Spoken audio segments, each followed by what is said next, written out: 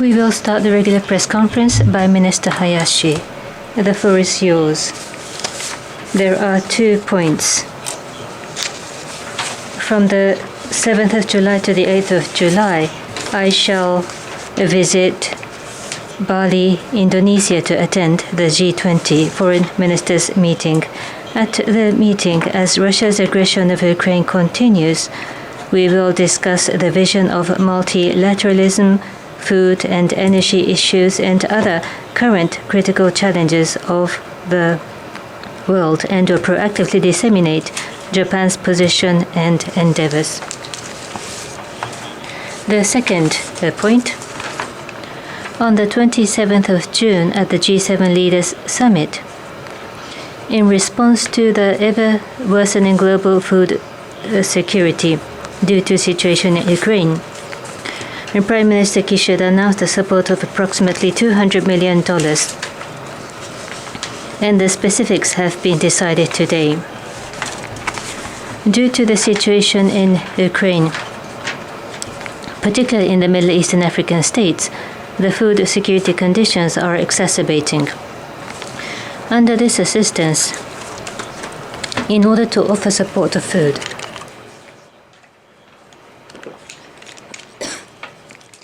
and for production capacity expansion to countries suffering food shortage through bilateral support and through World Food Programme and FAO, a support of approximately $100 million will be provided.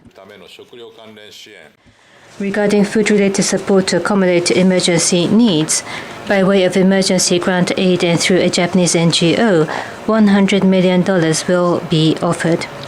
The emergency grant aid includes a support for the expansion of grains storage capacity and others for the promotion of grains export from Ukraine. I have also joined the G7 Foreign Ministers meeting and ministerial meeting hosted by Germany and engaged in the discussions, and Japan will continue to work together with the international community such as the G7 and endeavor to ensure global food security.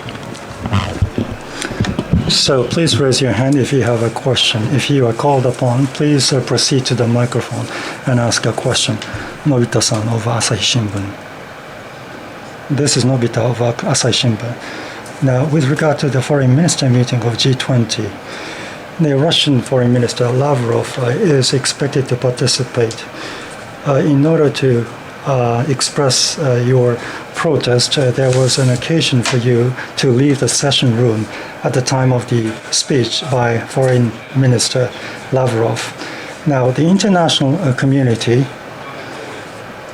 will not be able to keep the relationship with Russia business as usual. And based on this concept, if Foreign Minister Lavrov participates, we are going to work together with the relevant parties in order to make clear our position with regard to the issue of the Russian invasion into Ukraine, overturning the base of international order. Mr. Aoki, NHK. My question related to Sakhalin-2 about the Russian president's order. As of this timing, what is your observation about the project and the presidential order? They are talking about transferring the project to another entity. They are asking for your opinion. Do you believe that the rights of Japan will be maintained? Regarding Sakhalin-2, this is very important for the stable supply of Japan's electricity and gas, and important for energy security of our country. Due to the presidential order, it does not mean that the LNG import from Sakhalin-2 will stop immediately. However, with regard to this president's order, how the rights and interests of Japanese companies related to Sakhalin-2 will be treated, or the impact onto LNG import to Japan will be studied carefully. At the moment, through diplomatic channel, we are asking for explanation to Russia, and the government is working on collecting the information. In order to ensure stable supply of LNG, we are working together with METI, and we are going to take careful responses. Aoki-san, related. Now, you mentioned that explanation should be given and by them. What are the issue and what kind of concerns do you have in that regard? Now, as a result of the presidential order, as I mentioned earlier, the Japanese companies' interests, how they're going to be treated, and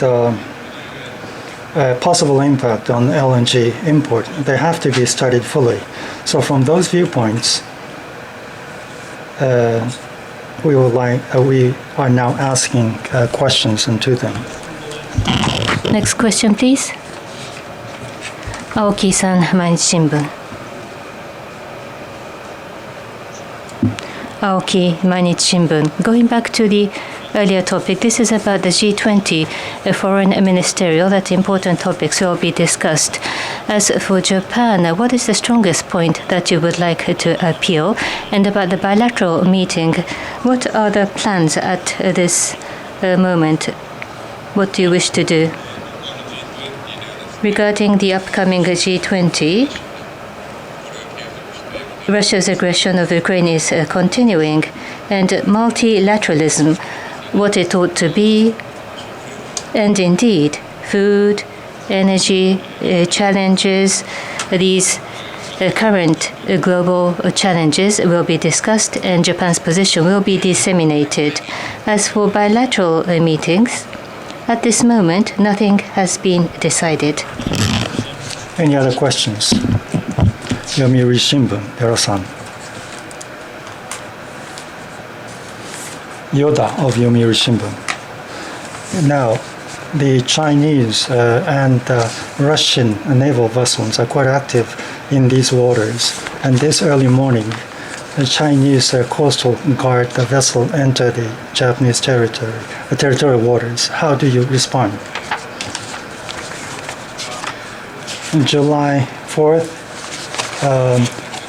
around 7:44, the Chinese naval vessel entered the contiguous waters surrounding Senkaku Islands, and the Deputy Vice Minister Yamada lodged a protest against the Ambassador Kon.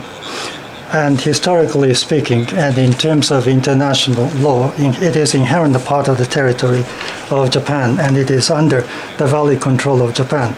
There exists no issue of territorial sovereignty to be resolved concerning the Senkaku Islands. We are determined to protect the territorial land, waters, and air. We will continue to state what is needed to be stated, and we will continue to calmly and steadfastly respond to their actions.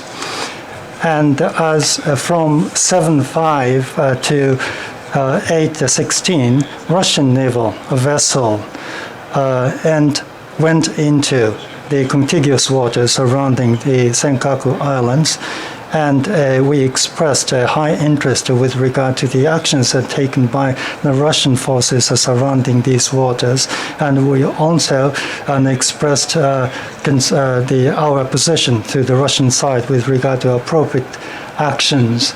And this morning at 4:30, two Coast Guard vessels of China entered the territorial waters surrounding Senkaku Islands, and they tried to approach a Japanese fishing boat that was in operation in those waters.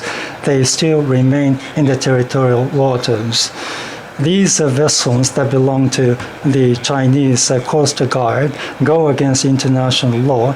Therefore, we launched a protest using the diplomatic channels, and they immediately demanded that they should leave the territorial waters. The Chinese Coast Guard vessels entered the territorial waters surrounding Senkaku Islands. It is a regret, and we could not accept. We will continue our position steadfastly and calmly to them. Mr. Maeda Kyodo. Maeda of Kyoto. Earlier, you mentioned about how to respond at the G20 if Minister Lavrov comes. You said you will coordinate with other countries and assert Japan's position. That means you will stay in the meeting room and you will assert your position. Japan's position, Japan's assertion will be stated clearly, I think. As for specific response vis-à-vis Russia, we will coordinate with relevant countries and take appropriate response. Further questions, please? If not, this is the end of the meeting. Thank you.